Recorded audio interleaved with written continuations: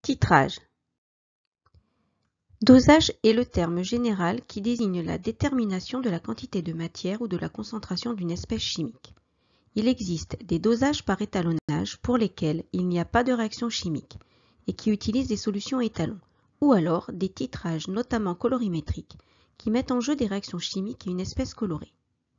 La chlorose est une maladie des plantes liée à la carence en fer. Ce produit antichlorose contient du manganèse, du zinc et 3,3% de fer sous forme d'ion Fe2+. Comment titrer les ions Fe2+ contenus dans cette solution antichlorose? Pour titrer les ions Fe2+, nous allons utiliser une solution contenant des ions permanganate MnO4-.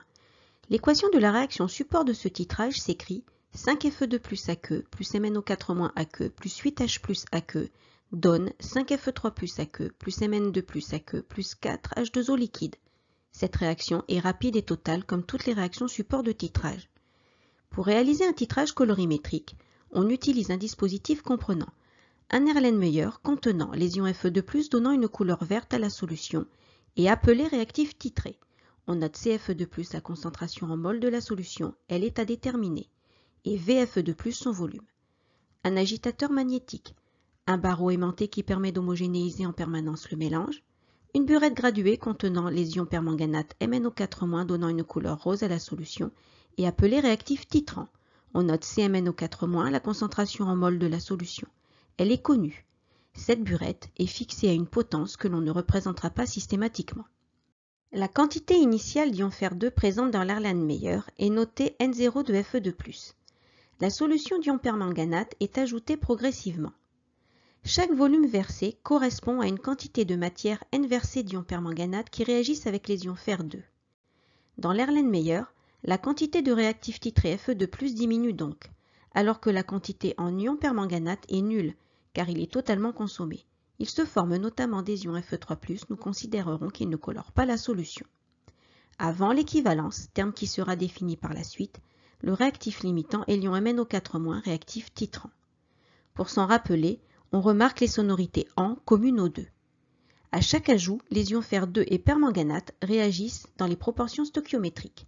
Donc, N consommé de Fe2+ divisé par 5 égale à N versé de MnO4- divisé par 1, avec N consommé de Fe2+, la quantité d'ion Fe2 ayant réagi. Ici, N consommé de Fe2+ est inférieur à la quantité initiale N0 de Fe2+. On continue de verser le permanganate de potassium jusqu'à observer la disparition totale de la couleur verte.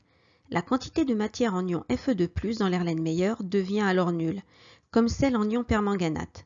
Tous les réactifs ont été consommés. On dit qu'on a atteint l'équivalence.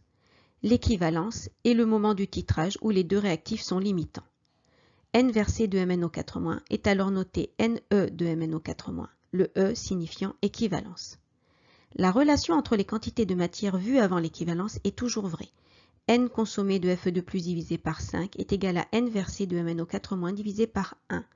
Or, N consommé de Fe2+ est égal à N0 de Fe2+, et N versé de MnO4- est égal à Ne de MnO4-. C'est la relation à l'équivalence.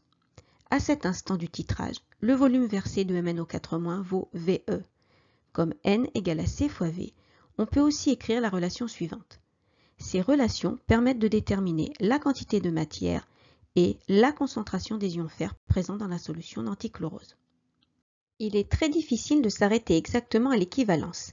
Si on la dépasse légèrement, en plus de la disparition de la couleur verte, on observe l'apparition d'une couleur rose, et dans le cas de ce titrage, c'est d'ailleurs comme cela que nous détecterons l'équivalence. Si l'on continue de verser des ions permanganate, après l'équivalence, dans l'Erlenmeyer, il n'y aura plus d'ions fer et la quantité d'ions permanganate augmente. Le seul réactif limitant est le réactif titré, c'est-à-dire les ions Fe2+. Pour s'en rappeler, on remarque les sonorités et ou est communes aux deux. À l'équivalence, on change donc de réactif limitant. Retenons donc que doser consiste à déterminer la quantité de matière ou la concentration d'une espèce dissoute en solution. La réaction petit a grand A plus petit b grand B donne petit c grand C plus petit d grand D et la réaction support de titrage d'une espèce A appelée réactif titré par une espèce B appelée réactif titrant. La réaction doit être rapide et totale. Dans le dispositif de titrage, la solution de réactif titré A est généralement placée dans l'Erlenmeyer. On recherche sa concentration. La solution de réactif titrant B de concentration CB est placée dans la burette graduée.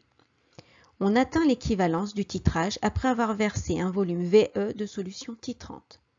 On peut alors écrire N0 de A sur A égale à NE de B sur B et CAVA sur A égale à CBVE sur B. À l'équivalence, on change de réactif limitant. Réalisons un test de 3 questions. Mettez en pause pour prendre le temps de répondre quand le symbole suivant s'affiche. Question 1. Lors du titrage du diode I2 par les ions thiosulfate S2O3 on dose A. Le diode I2, B. Les ions thiosulfate S2O3 C. Le diode I2 et les ions thiosulfate SDO3 La construction de la phrase apporte les renseignements nécessaires pour répondre. I2 est le réactif titré, donc c'est celui qui est dosé par les ions thiosulfate S2O3 qui est le réactif titrant. La réponse A est donc correcte. Question 2. Considérons le titrage du diode par les ions thiosulfate. Parmi les espèces intervenant dans ce dosage, seul le diode I2 est coloré jaune-brun. À l'équivalence, A. On observe un changement de couleur du jaune-brun à l'incolore. B. On observe un changement de couleur de l'incolore au jaune-brun. C. On n'observe aucun changement de couleur. Le réactif titré I2 est placé dans l'Erlenmeyer, il est jaune-brun. Le réactif titrant placé dans la burette réagit avec le diode. Lorsque tout le diode est consommé, la solution passe du jaune-brun à l'incolore. La réponse A est donc correcte. Question 3.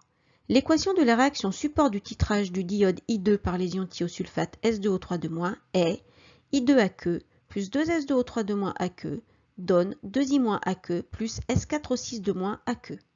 À l'équivalence, on peut écrire A, N0 de I2 sur 2 égale à NE de S2O3 sur 1, B, C de I2 fois V de I2 sur 1 égale C de S2O3 fois VE sur 2, ou C, N0 de I2 sur 1 égale à NE de S2O3 sur 2.